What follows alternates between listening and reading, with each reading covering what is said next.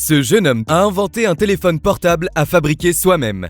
Cela vous paraît complètement dingue? Et pourtant, cela fait quelques mois qu'on ne parle plus que de ça. Sommes-nous face à un véritable tournant de l'industrie de la téléphonie mobile? Qui est ce lycéen français qui est parvenu à mettre au point un tel projet? Gabriel Rocher a inventé ce téléphone de toutes pièces et a relevé ce défi personnel avec brio. D'autant plus que ce projet est en constante évolution. Le jeune homme ne compte d'ailleurs pas en rester là. Mais qu'a donc ce téléphone de plus que les smartphones dont nous avons beaucoup de mal à nous passer? Pour commencer, son montage est très simple et donc accessible à tous. En outre, cet appareil est particulièrement respectueux de l'environnement. Il nous permet aussi, d'une certaine manière, de nous couper des réseaux sociaux.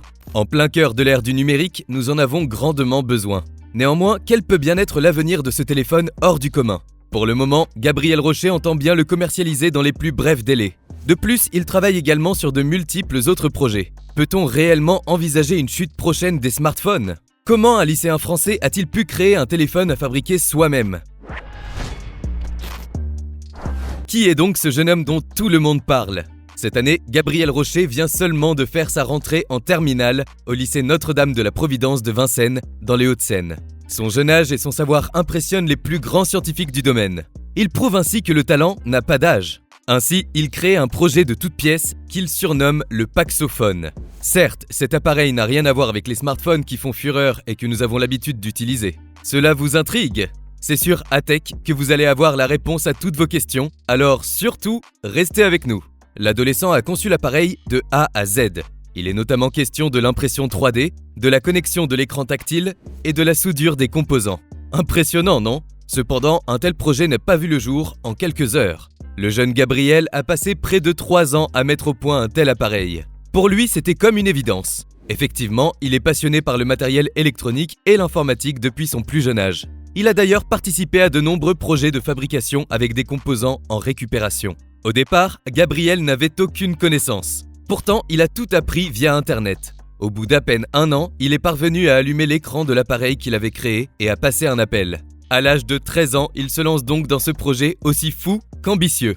Finalement, le jeune homme s'est lancé un véritable défi personnel, celui de dépasser les limites de son savoir et de réussir dans un domaine qui le passionne. L'objectif principal était de créer un téléphone complètement à l'opposé de ce qu'on peut trouver sur le marché. Il est vrai qu'aucun téléphone actuellement en vente ne peut être fabriqué par les consommateurs. Sur la messagerie instantanée Discord, il est désormais entouré d'une petite communauté avec laquelle il échange quotidiennement pour améliorer la conception du Paxophone. En réalité, un simple défi lancé en famille s'est très vite transformé en projet concret et envisageable. Pour parvenir à ses fins, Gabriel fait constamment évoluer son projet. Il souhaite proposer un appareil encore plus professionnel et parvenir à y intégrer la 4G. Pour le moment, le Paxophone actuel est en 2G et son prix s'élève à seulement 30 €. Dans notre société actuelle, ce prix est totalement dérisoire. Certes, la version 4G sera un peu plus coûteuse car l'appareil sera beaucoup plus performant. Cependant, l'adolescent compte toujours proposer un téléphone au prix le plus bas. Pour le moment, le Paxophone connaît quelques petits défauts techniques. De ce fait, Gabriel ne cesse de poursuivre ses efforts pour que cet incroyable projet soit parfait. Il assume totalement le fait de ne pas avoir l'expérience d'un ingénieur. Désormais, il préfère s'entourer de professionnels afin d'être épaulé au mieux dans cette aventure.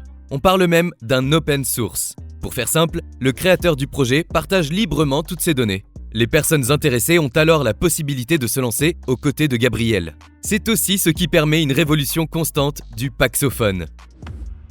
Même s'il est loin du smartphone dernier cri, le Paxophone est un téléphone qui dispose de nombreux avantages. Avant toute chose, son montage est accessible à tous. Pour ce faire, le jeune homme a pensé à tout. Tous les plans, le code des logiciels et les modèles d'impression 3D sont disponibles sur Internet. Cela permet à chacun de créer son propre Paxophone. Il vous suffit seulement de disposer de quelques outils. Plus précisément, il est question d'un fer à souder, d'étain, de pâte à souder, d'un pistolet à air chaud et de pinces précises. La seule contrainte est l'utilisation obligatoire d'une imprimante 3D. Elle est nécessaire pour réaliser le boîtier du téléphone.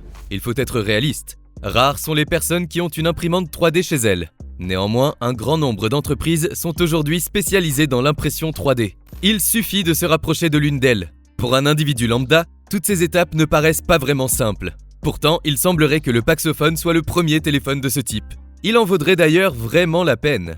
Quelles sont vraiment les raisons qui pourraient nous convaincre de nous laisser tenter par un Paxophone? Pour commencer, cet appareil est particulièrement respectueux de l'environnement. Comme vous l'avez très certainement compris, l'objectif de Gabriel Rocher n'est pas de rivaliser avec les grandes marques asiatiques ou américaines de téléphonie. Il a plutôt pour objectif de présenter un matériel utile qui prend vraiment soin de la planète. Comme le Paxophone n'est conçu qu'à partir d'un très petit nombre de pièces électroniques, son empreinte carbone est très limitée. Comment cela est-il possible ? C'est très simple. Les fonctionnalités du téléphone sont réduites au minimum. Seulement 8 applications figurent au menu du Paxophone.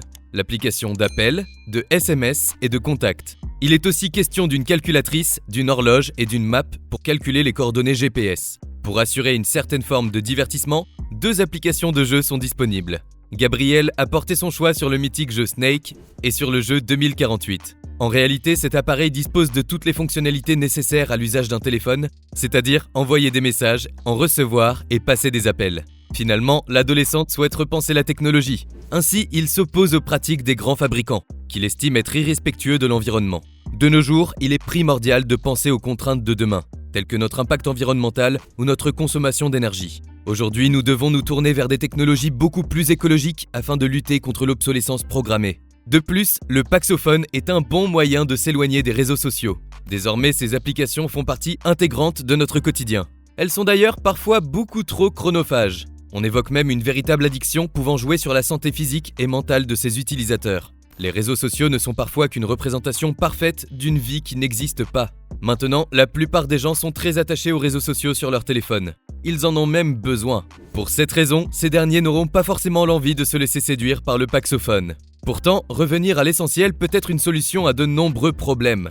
Certes, il ne s'agit pas d'un smartphone avec caméra et processeur d'une rapidité déconcertante. Sur le Paxophone, les messageries de type WhatsApp ne sont même pas accessibles. Gabriel décrit cette absence comme un avantage permettant de libérer les utilisateurs de leur dépendance aux écrans.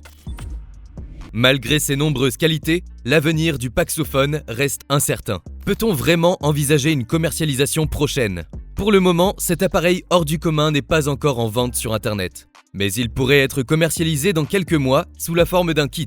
Certaines pièces y seront déjà assemblées, mais l'idée est tout de même de garder une fabrication accessible à tous. Une vidéo explicative devrait prochainement être disponible sur la chaîne YouTube du jeune homme. Au départ, le projet Paxophone était uniquement personnel. Néanmoins, de nombreuses autres idées sont venues à l'esprit de l'adolescent. Par la suite, il a prévu de travailler sur un grand nombre d'objets à fabriquer soi-même, tels qu'une lampe Peltier, un testeur de piles, une enceinte et même un moteur électrique. Si tout se passe comme prévu, tous ces projets devraient remporter un franc succès. Ainsi, ils permettront à Gabriel Rocher de réaliser son rêve, intégrer l'école EPITA pour travailler dans l'électronique embarquée. Malgré le succès incontestable des smartphones dernier cri, des nouveautés comme le Paxophone pourraient bien signer leur arrêt de mort. D'autant plus que depuis quelques mois, les ventes de téléphones mobiles sont loin d'être au beau fixe. Gabriel Rocher a donc une chance de percer dans ce domaine pourtant très prisé. Peut-il vraiment devenir le futur Tim Cook ? Seul l'avenir nous le dira. Gabriel Rocher est un lycéen français qui fait parler de lui pour son projet hors du commun. En effet, il a inventé un téléphone à fabriquer soi-même. Au début, ce projet créé de toutes pièces était seulement un défi personnel qui restait en constante évolution. Aujourd'hui, il a donné lieu au Paxophone, un appareil qui dispose de nombreux avantages. Il est d'ailleurs particulièrement respectueux de l'environnement. De la même manière, son montage est accessible à tous. Le Paxophone est aussi un bon moyen de s'éloigner des réseaux sociaux qui envahissent nos sociétés. Mais quel peut bien être l'avenir d'un téléphone de ce type ? Peut-on réellement envisager une commercialisation prochaine ? Dans tous les cas, Gabriel Rocher ne compte pas s'arrêter là. Il a également de multiples autres projets en cours. Il semblerait même que le Paxophone mette les smartphones en danger. Quel est donc l'avenir de la téléphonie mobile ?